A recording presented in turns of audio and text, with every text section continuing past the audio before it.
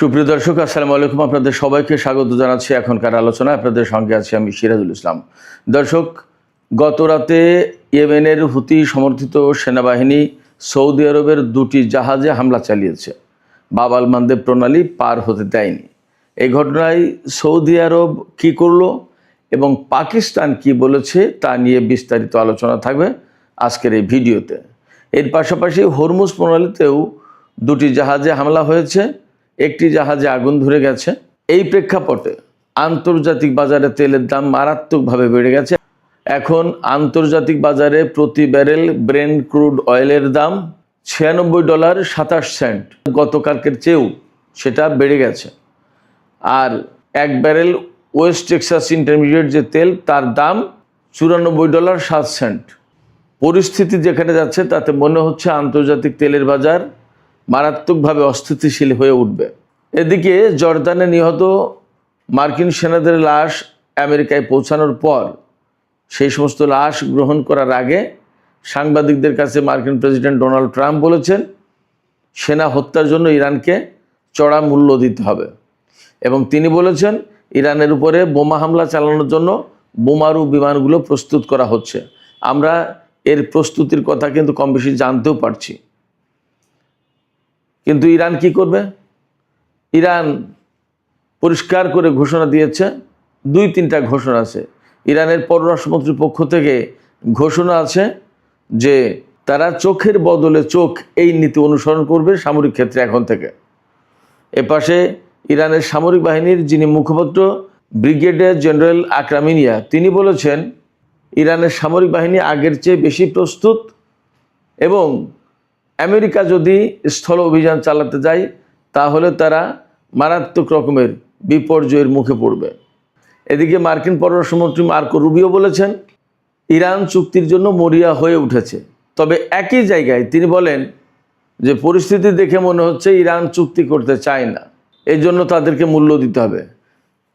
একবার বললেন ইরান চুক্তির জন্য মরিয়া হয়ে উঠেছে, আবার তিনি বলছেন যে চুক্তি চায় না, এর জন্য মূল্য দিতে হবে। আসলে বাস্তবতা কি? অন্যদিকে গতকাল জর্দানের প্রিন্স হাসান এবং প্রিন্স ফয়সাল বিমান ঘাঁটিতে ইরান হামলা চালিয়েছিল।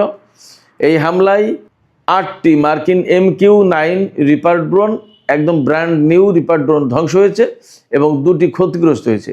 ওই হামলায় 2টি ভারী অর্থাৎ হেভি হেলিকপ্টার ধ্বংস হয়েছে এবং কয়েকজন সেনা হতাহত হয়েছে।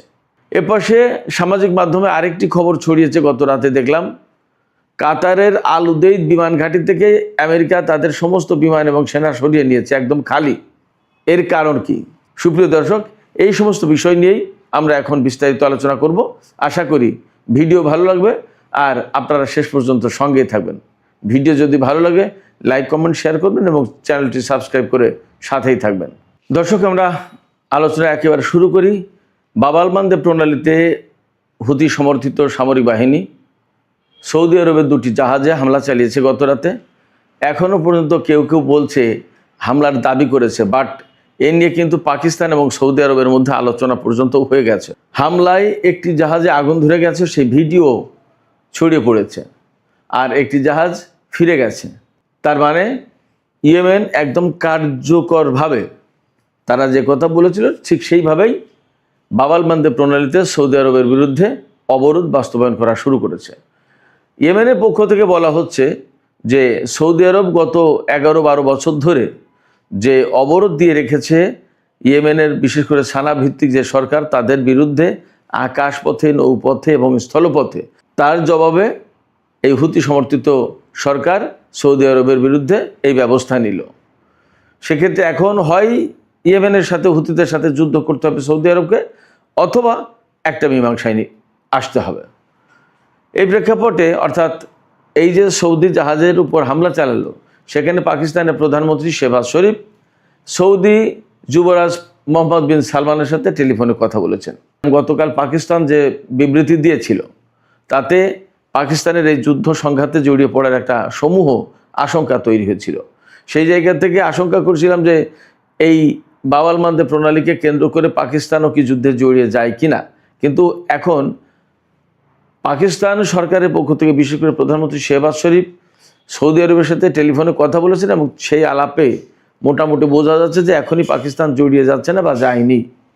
শেহবাজ শরীফ বলেছেন যে হুতিরা যে কাজ করেছে, অর্থাৎ ইয়েমেনের হুতি সমর্থিত সামরিক বাহিনী যেটা করেছে সেটা নিন্দারযোগ্য, গ্রহণযোগ্য না। এটা আন্তর্জাতিক আইনের লঙ্ঘন এবং পাকিস্তান সৌদি আরবের পাশে আছে। অনেকটা সান্ত্বনামূলক কথা।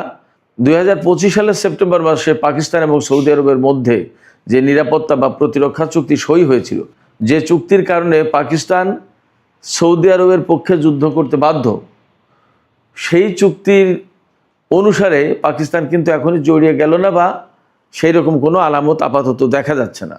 দেখা যাক আসলে পরিস্থিতি কোথায় যায়। তবে পাকিস্তান যদি এই মুহূর্তে যুদ্ধে জড়িয়ে যায় তাহলে পরিস্থিতি অনেক বেশি ভয়ঙ্কর হয়ে উঠবে, মধ্যপ্রাচ্যের পরিস্থিতি অনেক বেশি নাজুক হবে এবং পাকিস্তানের নিজের অবস্থান মারাত্মকভাবে ক্ষুণ্ণ হবে।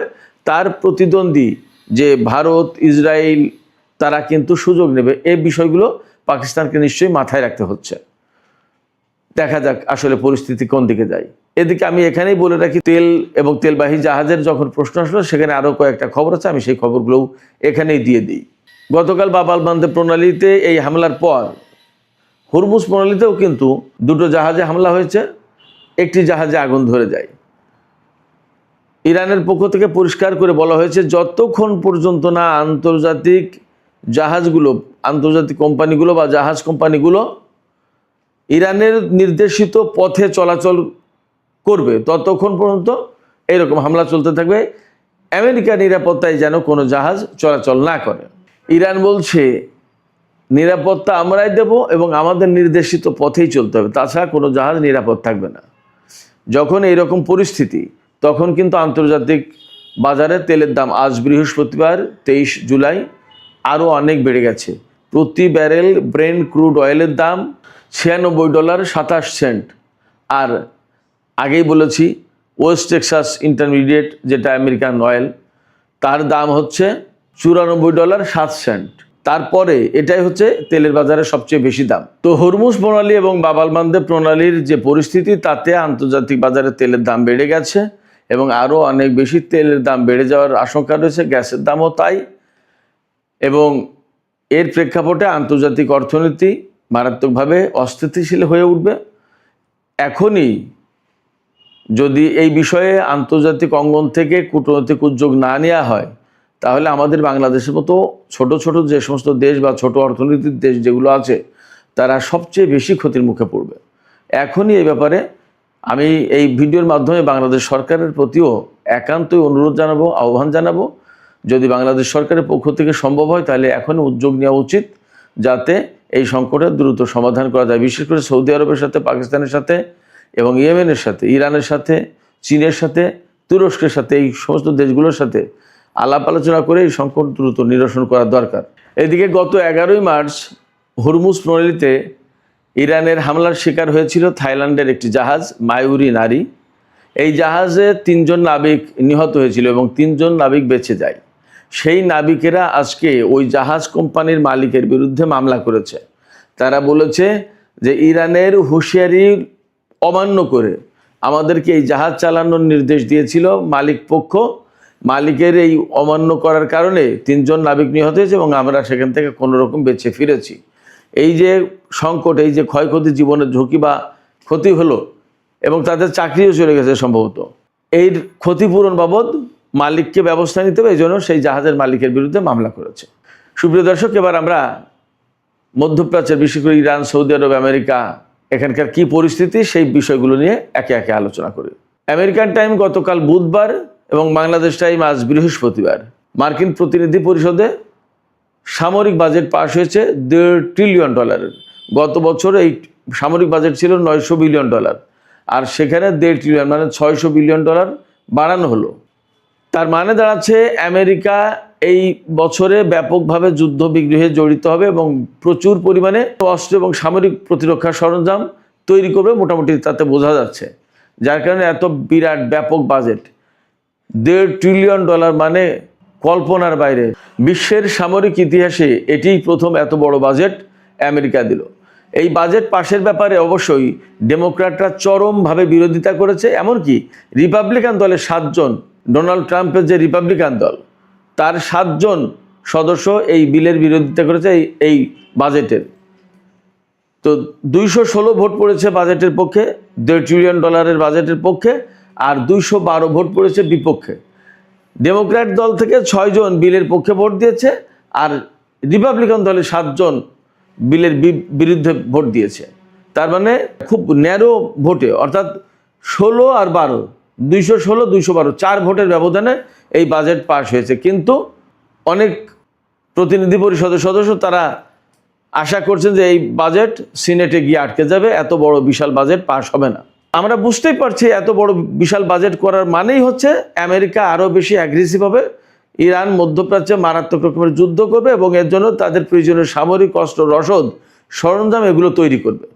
আমেরিকা এত বিরাট বাজেট করতে কেন বাধ্য হচ্ছে? বাধ্য হচ্ছে বলতে কেন করছে? সেটা এই কারণে যে ইরানের সাথে যুদ্ধ করতে এসে দেখে যে মহাবিপদে পড়ে গেছে। এবং ডোনাল্ড ট্রাম্প কিন্তু কয়েকদিন আগে বলেছেন যে আমরা বিশ্বের একটি অন্যতম শক্তিশালী দেশের বিরুদ্ধে যুদ্ধ করছি। তো এই যুদ্ধ করতে এসে প্রতিদিন লাশ যাচ্ছে, আহত হচ্ছে, মার্কিন সেনারা প্রচুর পরিমাণে বিমান, ড্রোন, রাডার এই সমস্ত ধ্বংস হচ্ছে, ঘাঁটি ধ্বংস হচ্ছে। এগুলো ঠিকঠাক করতে হবে। মধ্যপ্রাচ্যে যদি ধরে রাখতে হয় তাদের অবস্থান, তাহলে ইরানের বিরুদ্ধে যুদ্ধে তাদেরকে জিততে হবে। এবং সেই জন্য মার্কিন প্রেসিডেন্ট ডোনাল্ড ট্রাম্প গতকাল বুধবার হুঁশিয়ারি উচ্চারণ করেছেন যে এই যে সেনা নিহত হলো, এই সেনা হত্যার জন্য ইরানকে চরম মূল্য দিতে হবে এবং তিনি নতুন করে ইরানের বিরুদ্ধে হামলা চালাবেন। এই জন্য বোমারু বিমান প্রস্তুত হচ্ছে বলে ঘোষণা করেছেন। ইরানও এ ব্যাপারে প্রস্তুত এবং ইরানের পক্ষ থেকে পরিষ্কার করে বলা হয়েছে। ইরানের পররাষ্ট্রমন্ত্রী আব্বাস আরাকচি বলেছেন, আমরা এখন শুধুমাত্র প্রতিরোধমূলক হামলা চালাবো না, আমরা এখন এই নীতি অনুসরণ করব, চোখের বদলে চোখ। অর্থাৎ আমেরিকা যেভাবে হামলা চালাবে, যে রকমের হত্যাকাণ্ড চালাবে, হয়তো ইরানের সামরিক বাহিনীও মার্কিন বাহিনীর উপরে একই রকমের হামলা চালাবে। এপাশে ইরানের সামরিক বাহিনীর মুখপাত্র ব্রিগেডিয়ার জেনারেল আকরাম ইনিয়া তিনি বলেছেন, এখন ইরানের বাহিনী আগের চেয়ে অনেক বেশি প্রস্তুত এবং যুদ্ধবিরতির যে ঘটনাটা গেল, এই যুদ্ধবিরতির সময় ইরান কিন্তু নিজেদেরকে আরও বেশি প্রস্তুত করে তুলতে পেরেছে এবং আগের অভিজ্ঞতার আলোকে ইরান এখন নতুন করে স্ট্র্যাটেজি সাজিয়েছে। নতুন নতুন স্ট্র্যাটেজি, নতুন নতুন কৌশল তারা অবলম্বন করবে এবং আমেরিকা যদি ভুলক্রমে স্থল অভিযান চালানোর চেষ্টা করে তাহলে তারা ভয়াবহ বিপর্যয়ের মুখে পড়বে, তারা টিকতে পারবে না ইরানের সামরিক বাহিনীর মুখে এবং এই নতুন কৌশলের কাছে তারা বিপর্যস্ত হয়ে পড়বে। কি কৌশল তিনি তা বলেননি। এদিকে সৌদি আরবের সাথে আমেরিকা একটা চুক্তি করেছে, পরমাণু চুক্তি। এই পরমাণু চুক্তির অধীনে সৌদি আরব কিন্তু ইউরেনিয়াম এনরিচ করতে পারবে, সমৃদ্ধ করতে পারবে। এখানে দুটো প্রত্যাশা ছিল ইসরায়েলের, সে দুটোর একটাও এখানে হয়নি। একটা প্রত্যাশা ছিল যে সৌদি আরব যাতে সামরিক দিকে এই পরমাণু কর্মসূচি ডাইভার্ট করতে না পারে, তার একটা ক্লজ থাকবে, ব্যারিয়ার থাকবে, যাতে কোনো মতেই সামরিক দিকে এই পরমাণু কর্মসূচি পরিচালিত করতে না পারে। কিন্তু সেই ক্লজ নাকি নেই, এক। আর দুই হচ্ছে ইসরায়েলের প্রত্যাশা ছিল এই চুক্তির বিনিময়ে ডোনাল্ড ট্রাম্প সৌদি আরবকে চাপ দেবে যে ইসরায়েলের সাথে সম্পর্ক স্বাভাবিক করার চুক্তি করতে হবে। কিন্তু এই চুক্তিতে এইরকম কোনো শর্ত, এরকম কোনো ক্লজ নেই। তাহলে ইসরায়েলের আশা আপাতত ভঙ্গ হলো। কিন্তু আমার বিশ্লেষণ ভিন্ন জায়গায়, সেটা হচ্ছে পরমাণু কর্মসূচি যখন ইরান পরিচালনা করে তখন সেটা নিষিদ্ধ হয়ে যায়, সেটা হারাম হয়। আর সৌদি আরবকে যখন পরমাণু কর্মসূচি পরিচালনা করার অধিকার দেওয়া হয় এবং ইউরেনিয়াম এনরিচ করা, সমৃদ্ধ করার সুযোগ দেওয়া হয় এবং সেখানে কোনো ক্লজ নেই, সেটা হালাল হয় কি করে? এই যে মার্কিন সরকারের দ্বৈত অবস্থান সব সময়, এই দ্বৈত অবস্থান আসলে কোথায় গিয়ে শেষ হবে? কেন এইরকম তারা করবে? এই মুহূর্তে সৌদি আরবের সাথে পরমাণু চুক্তি করার একটা কারণ, বড় কারণ থাকতে পারে। সৌদি আরব কিন্তু এই যুদ্ধে আমেরিকাকে এখন খুব বেশি একটা ফেভার করছে না।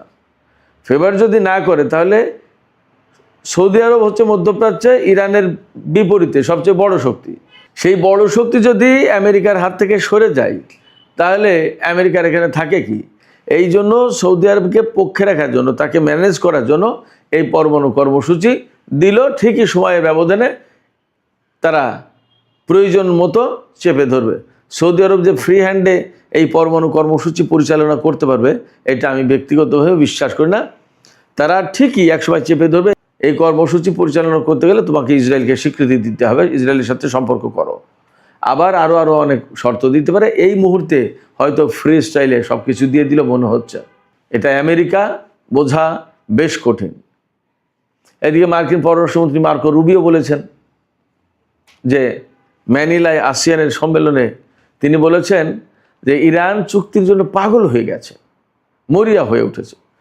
একই বক্তব্য তারপরেই বলছেন তিনি যে মনে হচ্ছে তারা চুক্তি চায় না। যদি তারা চুক্তি না চায় বা চুক্তি না করে তাহলে তাদেরকে চড়া মূল্য দিতে হবে। যিনি বলছেন চুক্তির জন্য মরিয়া হয়ে উঠেছে ইরান, তিনি আবার পরবর্তী বাক্যে বলছেন যে মনে হয় তারা চুক্তি চায় না। এ কেমন দ্বৈতরীতি, কেমন প্যারাডক্স, কি কথায় দ্বিচারিতা, অদ্ভুত কথা। তিনি কি সুস্থ মস্তিষ্কে বললেন নাকি অসুস্থ মস্তিষ্কে বললেন বোঝা মুশকিল। তবে ইরান পরিষ্কার করে বলছে যে আমেরিকার সাথে যুদ্ধ বাদ দিয়ে চুক্তির দিকে ইরান এই মুহূর্তে আর যাবে না। কারণ চুক্তি যখন করে সেই চুক্তি আমেরিকা রাখে না, তাহলে আমেরিকার সাথে চুক্তি করে লাভ কি? ইরানের এই অভিযোগ, ইরানের এই বক্তব্য খণ্ডন করার কোনো পথ আছে? সম্ভবত নেই। সুপ্রিয় দর্শক, এখনকার আলোচনা এখানে শেষ করতে চাই।